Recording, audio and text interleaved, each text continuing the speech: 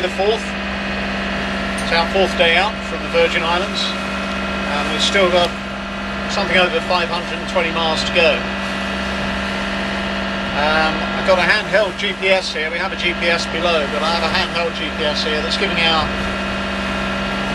latitude as 23:39 minutes north and longitude 64 degrees 52 minutes west. So that's just a little over a third of the way there, and a little bit west of the run line, or the straight line course between the Virgin Islands and Bermuda. We have to enter Bermuda at the eastern end, so we really want to keep up to the east. So we're using the engine at the moment because the wind died away during the night. By the time we're all up and about and ready to do anything about it this morning, the sails were slatting all over the place. So the old iron topsail up there. So I guess we've had the engine running for about 5 hours, and she's bowling along at about 6 knots, maybe just a little bit over. Given that she was only sailing about one and a half knots, that's a lot better.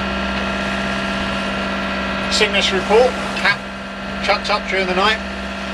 He has at last had something to eat this morning, and we await to see if he's going to chuck that up again. Skipper seems to be quite a bit better, a bit perkier.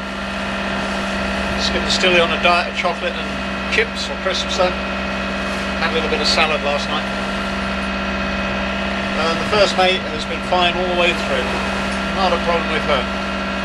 She's a sweetie. So bottom line is good progress. This whole area here is an area of calms and indeterminate wind. Definitely out of the trades. Or right at the northern end of the trades.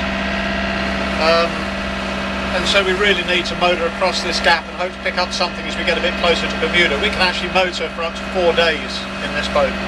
But given that we've got about 5 days to go, we can't motor all of the way. So we have to pick up some wind at some point. No doubt we will. Everyone's chirpy, everyone's cheery. I'm hoping to make a curry later tonight. Woohoo! Curry night.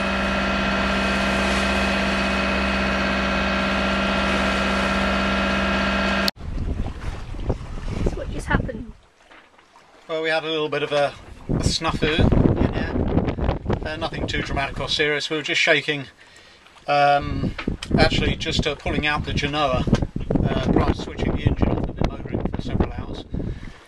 And the roller furler jammed at the bottom. And with the sail only about, I suppose, about a fifth out. And so I went up to the bow and had a quick look, and where we'd just left the CQR, the anchor hanging over the bow, where we just pulled it in on its winch, the anchor on its winch, it just jammed under the bottom of the roller furler gear. So the thing wouldn't turn properly. So I had to go there and recover the anchor back over the bow, let some of the chain go and recover the anchor. It's a 45-pound anchor, so it's quite heavy. At least it's heavy when the boat's rocking and rolling. I had to get that inboard. It's created a bit of a dink on the deck back down to the metalwork, which we'll have to paint over. No great shakes. Then we started pulling out the rest of the roller, and it jammed again, so the whole drum is a little bit loose at the bottom. I'm going to have a look at that later on.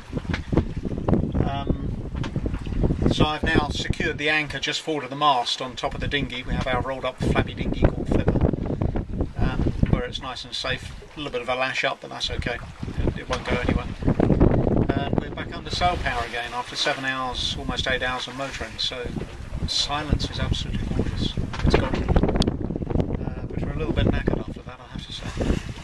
Sign of the creeping years. Any other questions? These are the little challenges that face us in ocean cruising.